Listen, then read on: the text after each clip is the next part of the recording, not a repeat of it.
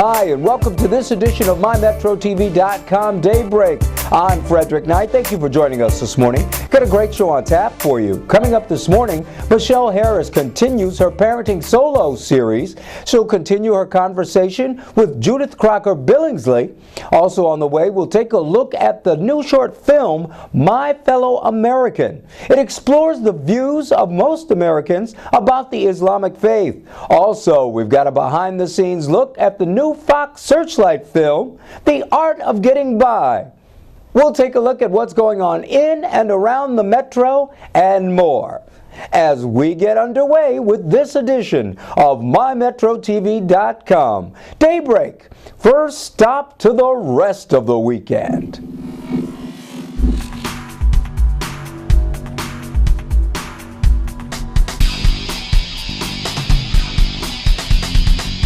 Welcome to this week's edition of Parenting Solo. I'm Michelle Harris.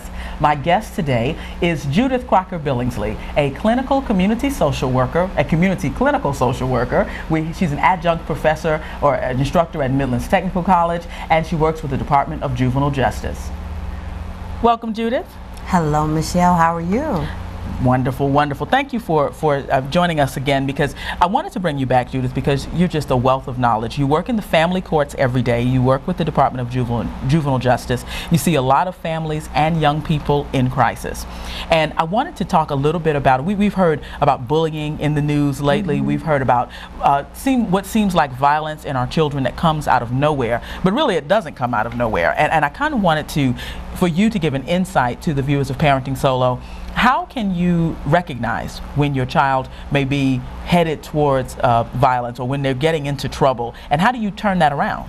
Okay, I'm glad that's a subject right now, simply because realistically, so you as a parent will not always be able to recognize symptoms of violence. Wow. One of the most important factor a parent can do right now as it relates to relationships is to bond with that child. So we're back to the trust issue, communication. Back to trusting.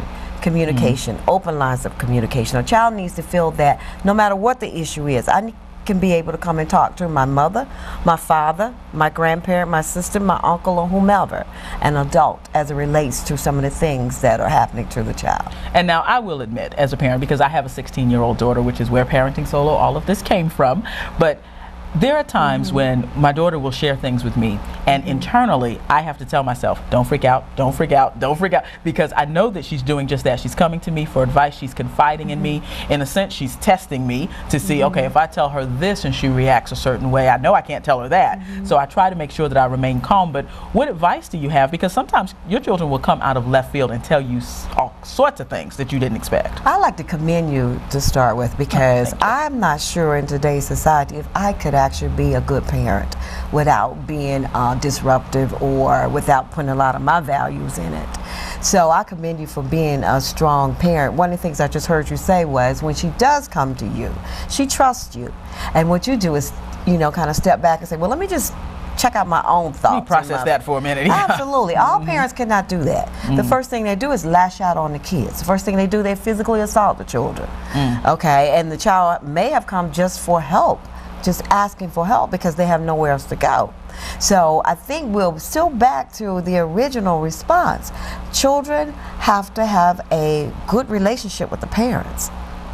Well, and that's an excellent point. And there's also, especially in today's society, where it might just be the one parent. They might work a lot, there's a lot of stress, there may be more than one child, that sort of thing. Having trusting relationships, be it a grandparent, be it a trusted aunt or uncle. And I think that it's important as parents, and we're very truthful here on Parenting Solo, that we not be jealous of that. My daughter has another trusted adult in her life that she just loves dearly, and I am not at all jealous of that fact that she'll talk to her about some things that maybe she won't even share with me. I'm just glad that she has someone she feels like she can talk to, and it's someone that I trust too. I mean, how important is that? That's extremely important. Extremely important, because children, again, needs that open line of communication to an adult that not only they trust, but number one, the parent trusts on behalf of their child. So if you do see a situation where a child has come to you and they've said, Mom, Dad, this is what's happened. I'm in a violent situation. Like you say, my boyfriend pushed me, or something's happened. My friend, we were together, my friends, and they assaulted someone, and I saw this. What do you do? Well, legally, we live in a society where violence will not be tolerated. There's a zero tolerance policy on violence on a man hitting a woman hitting a man, yes. Parents beating up children. So as a teenager, we're just not going to tolerate another young male or another young woman afflicting violence on the other person. And you have to help your child and walk through the justice system with them to help them find a way to deal with this legally, because it has to be dealt with. And a lot of times children are not going to do that. And in some instances, parents won't do it because they don't want to get involved, or they have some unresolved issues or some legal matters themselves. And it might also help get down to the parent dealing with their own temper. Absolutely. And maybe some of the violence that the children are gravitating to or are showing comes from us. Absolutely. Wow, this parenting thing, it's deep, I tell you what. I commend all parents.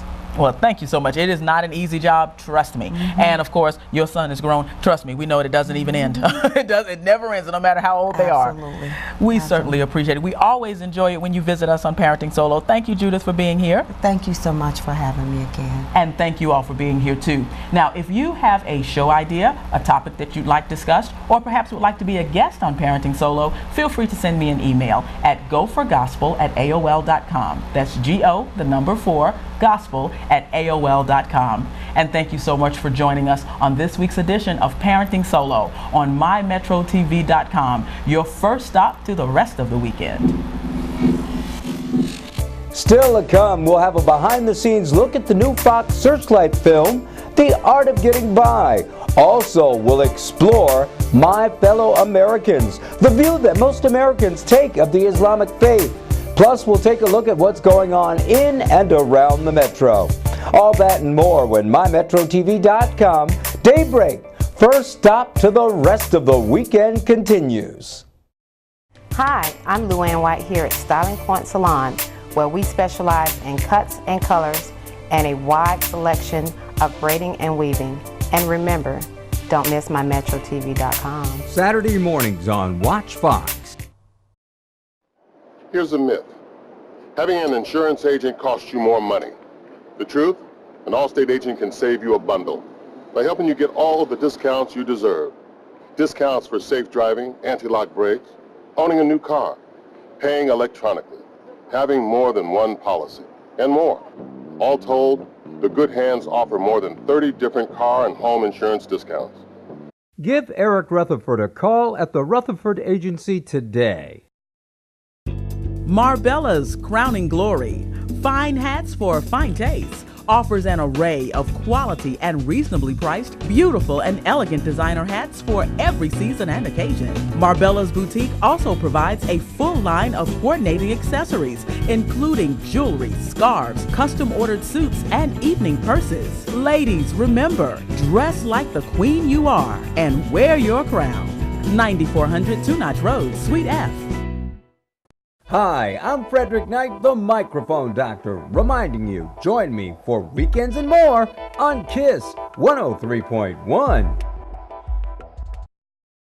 America is still the reigning melting pot.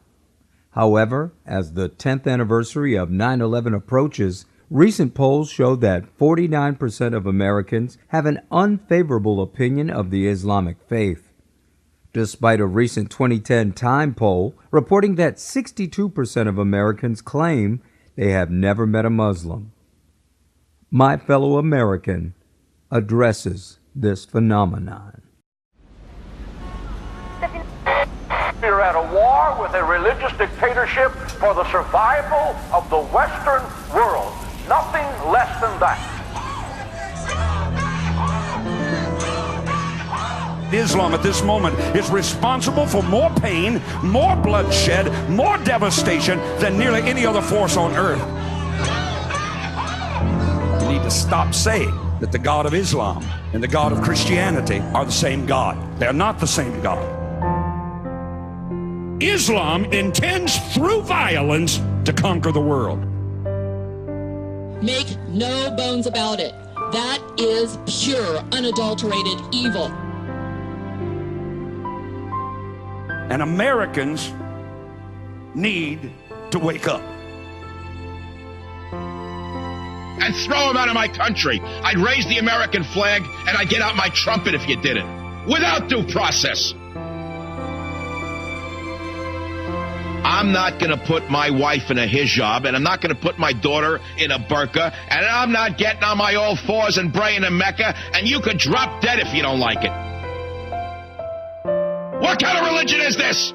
What kind of world are you living in that you let them in here with that throwback document in their hand, which is a book of hate? Don't tell me I need re-education. They need deportation.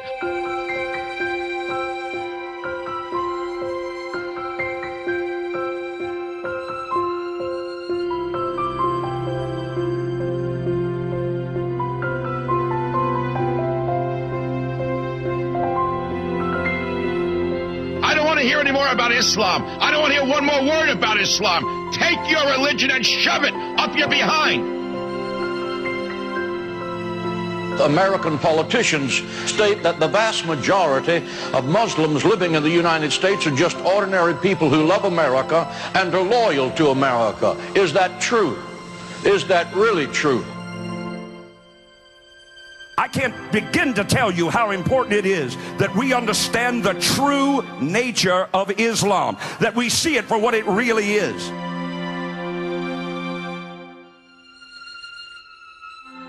Police say the 17-year-olds broke several windows with an iron rod and slashed tires on a van. According to the report, Gonzalez Baca told police that, quote, all Muslims were terrorists.